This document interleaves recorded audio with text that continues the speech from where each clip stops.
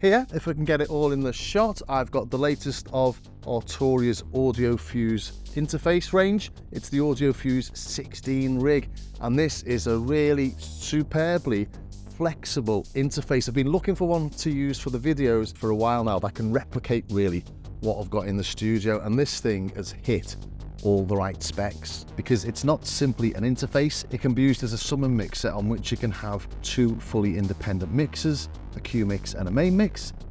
And you can see here we've got 4 mono or 2 sets of stereo auxiliaries, so you can set up for external effects, or for up to 4 sets of headphones with their own blends of the mix. And it manages to be this flexible using its onboard patch bay, which is the only part of the system you need to use the software for. Everything else can be accessed via this nice clear front panel with its high-res colour display. It's got 10 analog outputs, USB connections for computer and for MIDI control of the mixer section, so you can plug in a controller keyboard directly into this. It's got a few duplicate inputs and outputs on the front for ease of access, and these give true zero latency outputs for doing things like adding outboard effects in real time. It's got phantom power on inputs 1 and 2, plus gain control for each of the 16 analog inputs. It's got 5-pin DIN MIDI connections, it's got a MIDI input and 2 MIDI outputs, and its analog outputs are DC coupled, so you can send CVs to your Euro rack from things like soft tube modular or VCV rack. Wait a minute.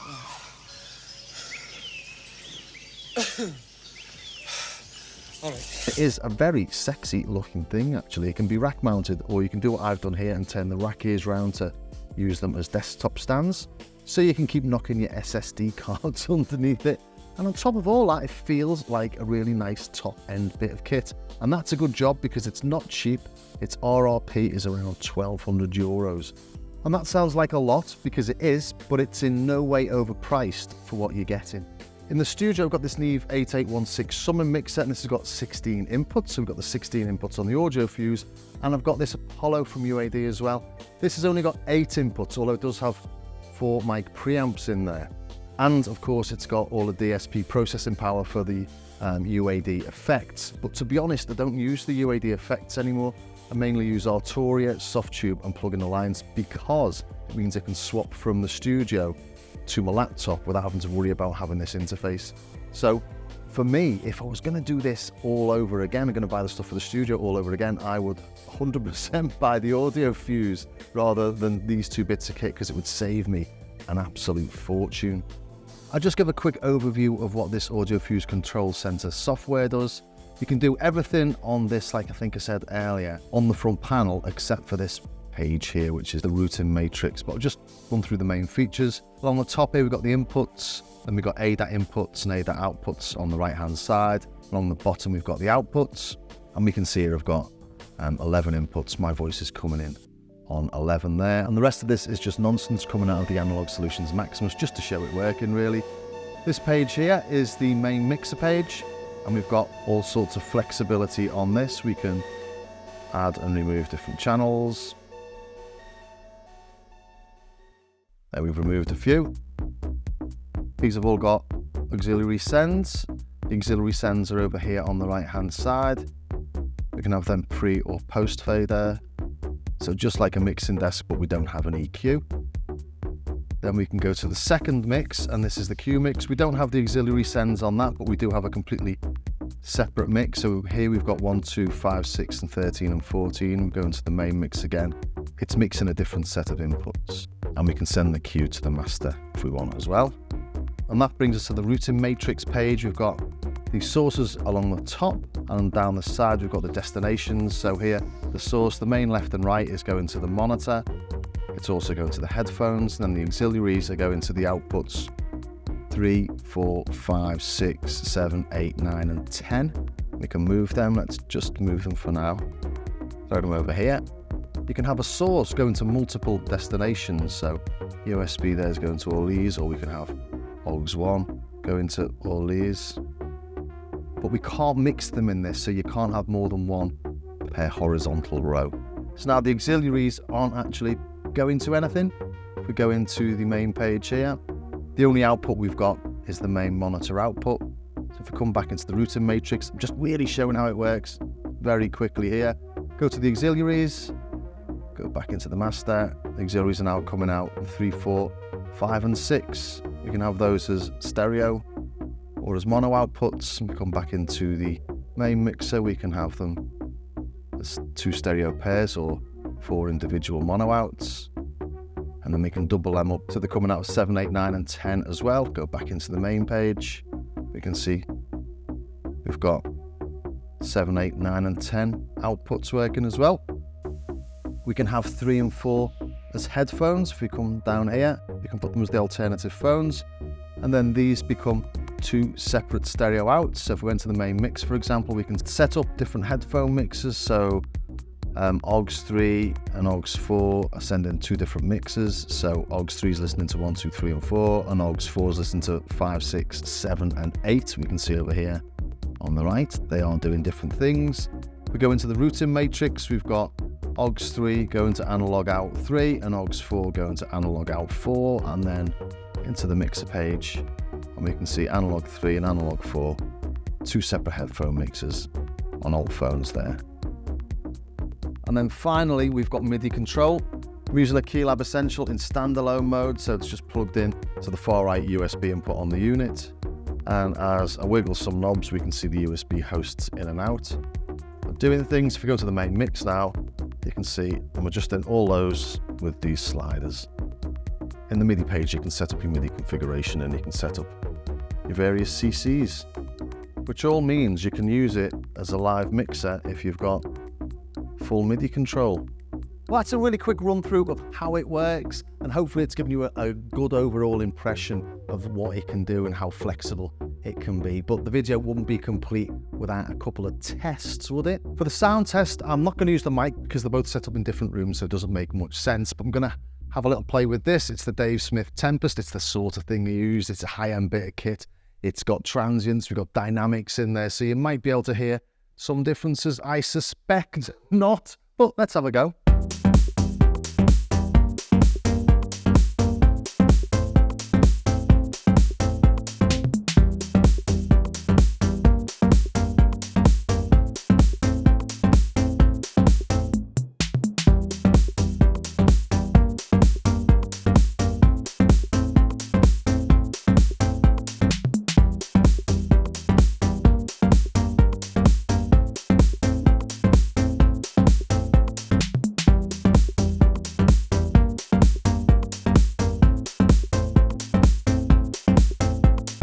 To measure the round trip latency, I've used this app by Oblique Audio. It's a free utility, round trip latency utility, and it's a good way of doing stuff just because it means we're comparing like for like and we're not getting confused by whatever DAW settings you may have. This just sends a signal out and measures the time it takes to get the signal back in. On the left hand side here, we've got my Scarlett 18i8, which I've been using for years, had no problems whatsoever, never thought it being very latent, and I've got 28.3 milliseconds.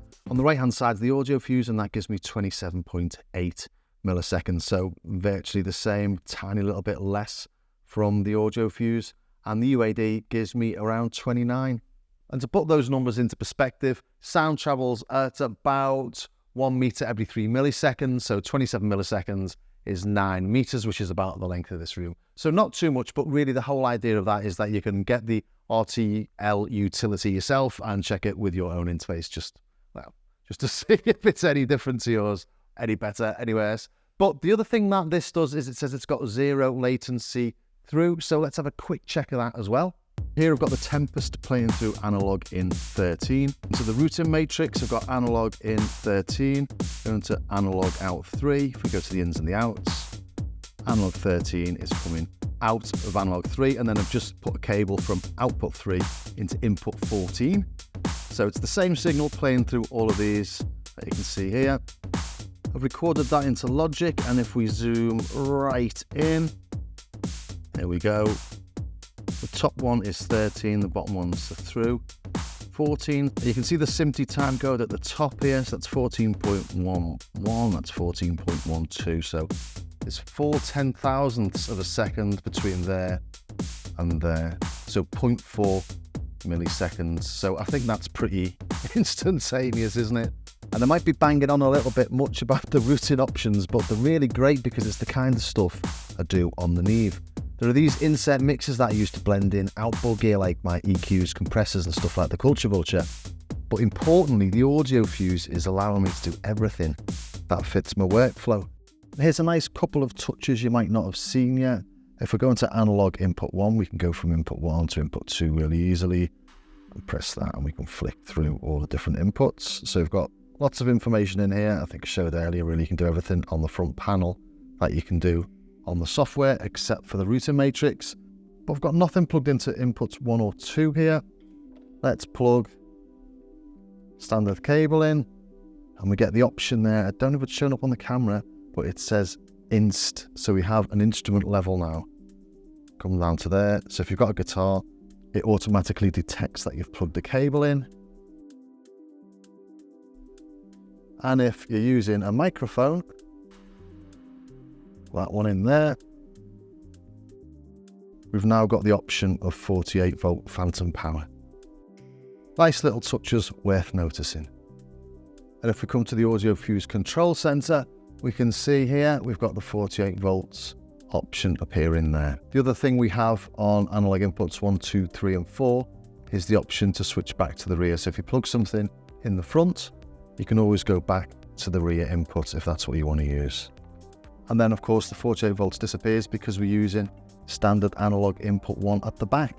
So there you have it, the AudioFuse16 rig from Arturia. I think it's massively flexible. And yes, I would definitely have bought this over the Neve and the UAD. The Neve is great, it sounds impeccable, but for the price of it, that plus the UAD, we're looking at an additional £3,000 or so.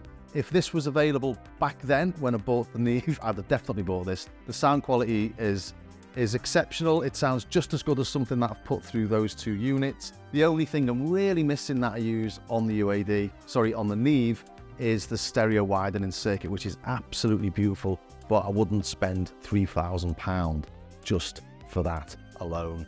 So yeah, it's a great little unit. I'm really pleased it exists. I'm really pleased it's here. And if you are in the market for a more complex audio interface, then definitely check it out.